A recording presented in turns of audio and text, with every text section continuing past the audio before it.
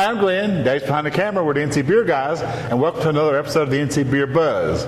We do a lot of these videos in breweries and beer-making establishments and beer-related establishments, and we're very pleased today to be in one of the few cideries we've been in, and we're here in the first ever cidery in Charlotte, North Carolina. We're here at the Red Clay Ciderworks with Jay and Deanna Bradish, the owners and founders.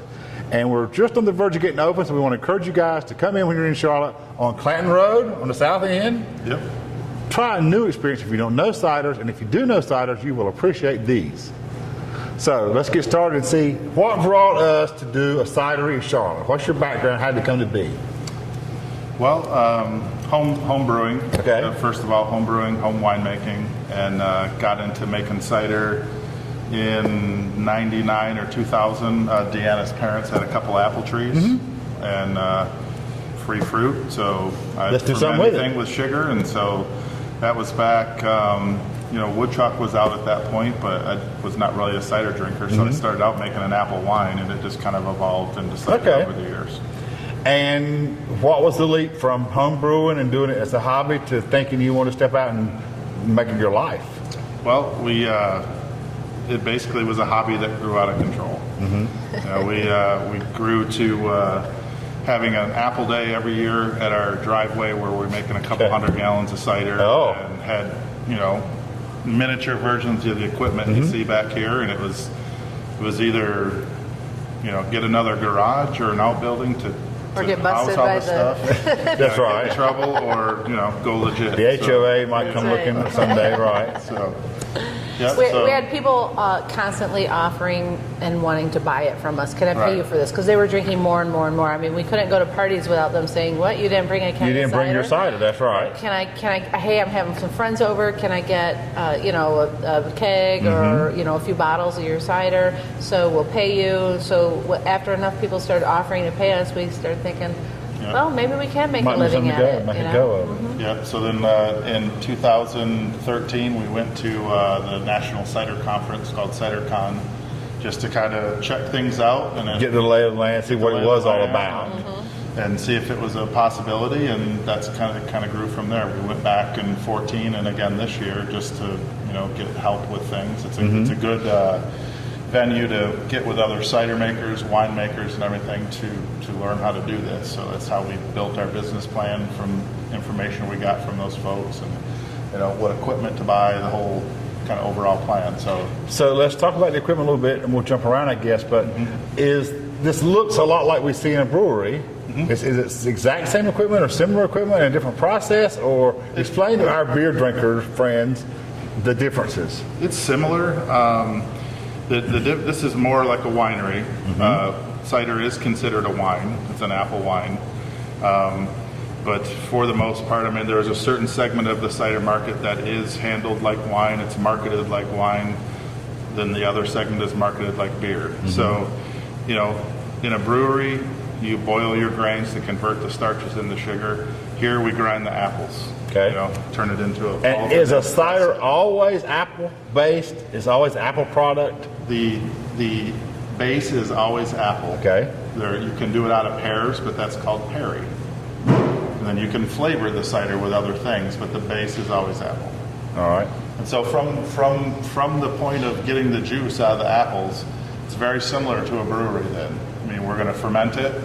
We're going to go through the same kind of time, let it sit, clarify that kind of thing, filter it, put it into a bright tank and carbonate it, keg it, and it's served in bottles, kegs, pints, and we market it similar to a beer, a craft-loving Now, and crowd. One of the things that we hear, not being experts at all about ciders, is that it's a common thing, partially because of the buy local, back to nature, the apple use, particularly North Carolina, but also it meets a part of the marketplace for the gluten-free products. Absolutely. It's something that is an alcoholic beverage, but it's not got the wheat and the gluten stuff in it. Right. Do you agree that that's part of the movement for ciders? Yes, absolutely. It's part heritage. It is the first beverage in the colonies. That was the primary beverage was cider. The beer didn't come along until the Industrial Revolution when a lot of European immigrants came, primarily Germans. So cider, every farm made cider, every plantation, everybody drank cider. So it's having a rebirth. People are reconnecting to that local movement. North Carolina is number 7 in apple production in the country. Okay. So lots of apples. And I don't think this is putting on the spot. Will you always use local apples, North Carolina apples? Yes. Can you always get all the apples you need local? Yeah, for now, the outlook is good for North Carolina. I mean, if we end up with 40 cideries in the state, we might be vying for the same stuff. But We have a cidery map on our website, and we think there's like a dozen in the state now. Is that about the right count? Right, yeah. So you might be the number 12. So, or I'm Somewhere in there. all open. Yeah. The only one in Charlotte. Right, only one in Charlotte. What is the requirement to bring let's say a beer crowd to the cider experience? When you say requirement, Well, I mean, what does it take What's to the educate? draw? Yeah. so in my experience in talking with beer drinkers, most of them say, not a big fan of cider, haven't been a big fan of cider in the past. Mostly they'll try some, and usually I think they're expecting a pretty sweet product, which like what you see from some of the national brands. Okay. And we make ours a little drier, and the first reaction is usually, that's actually pretty good. Not quite what I thought. expected. Okay. So, and then we've got a couple in playing with different yeasts and different apple varieties. We'll have a couple of ciders that we're going to do a dry hop one that actually has a nice crossover into the beer market. So they get Because of the hop sameness. Because the hops, Right. not the bitterness, but from the floral and the hops flavor.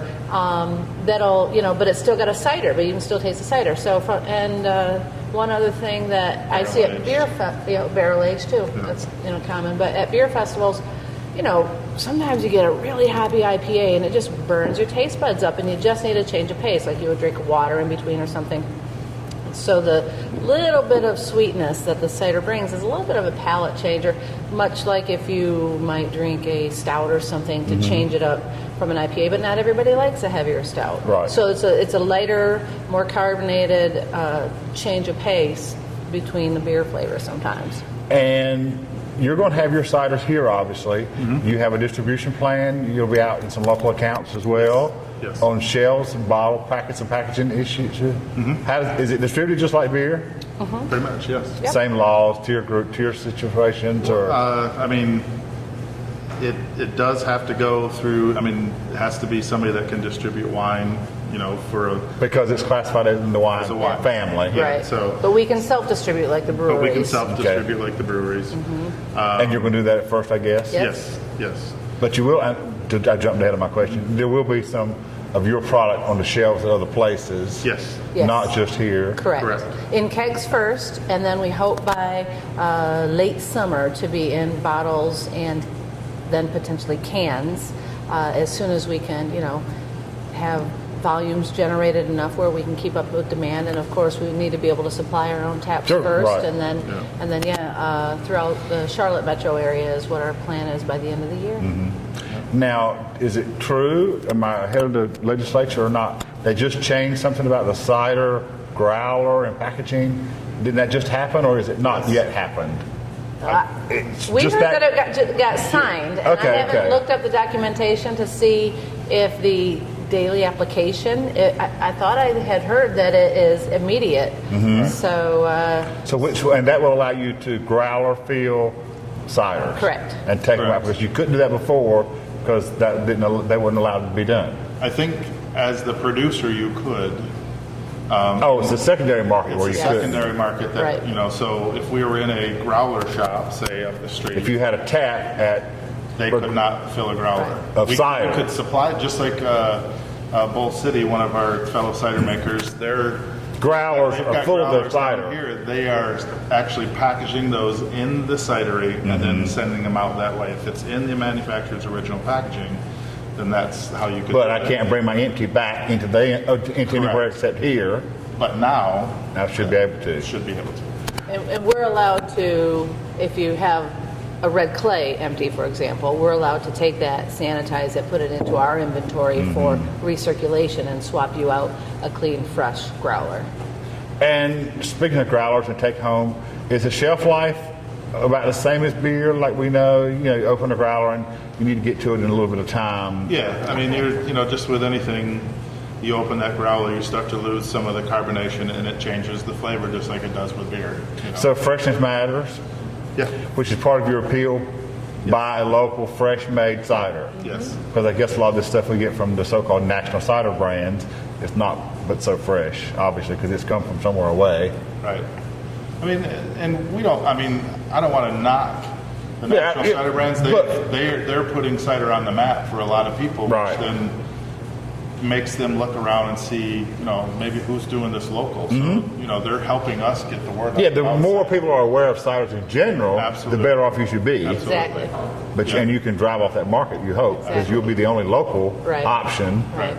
Or hyper-local option, anyway. And so the other way we want to take advantage of that is we want to be a place that people come for not just our cider, but there's a lot of ciders that are hard to get.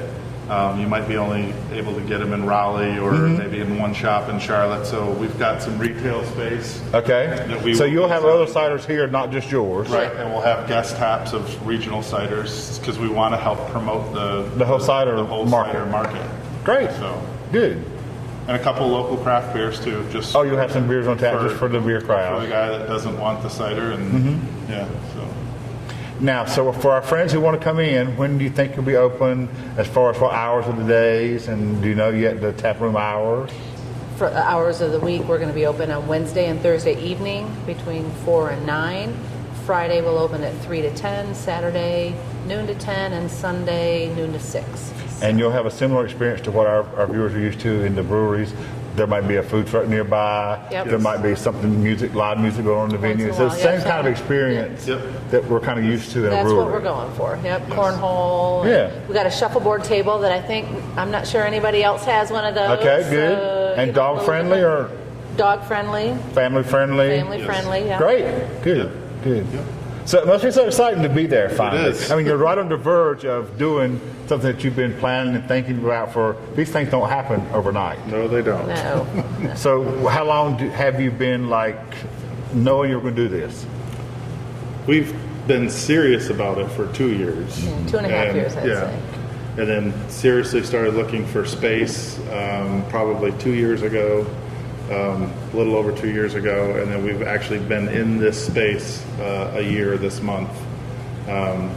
Doing the architect, Day every day. permitting, getting a GC, the whole kind of thing, and then the build out. So it's been a long time. So it's got to feel good. Yes, it does. Feels good. You're right there. We're right there, we're yep. right there. That's great. Well, we wish you all the All we got best. to do is fill the Thank you. seats and flow That's some right. cider. Well, you'll do that part. Oh, yeah. It'll get there. Oh, yeah. This is the hard part, getting open. Yeah. Yeah. Thanks for having us in. Thank you so much. We wish you all the luck in the world. Appreciate Thank you. it. We love your show. Thanks. Thank you. So for our friends out there, number one, go on the NC Beer Guys website, look at all the cider maps statewide, look at all your options for cideries. But when you're in Charlotte, make sure you come in here to the Red Clay Ciderworks, Clanton, and south end of Charlotte.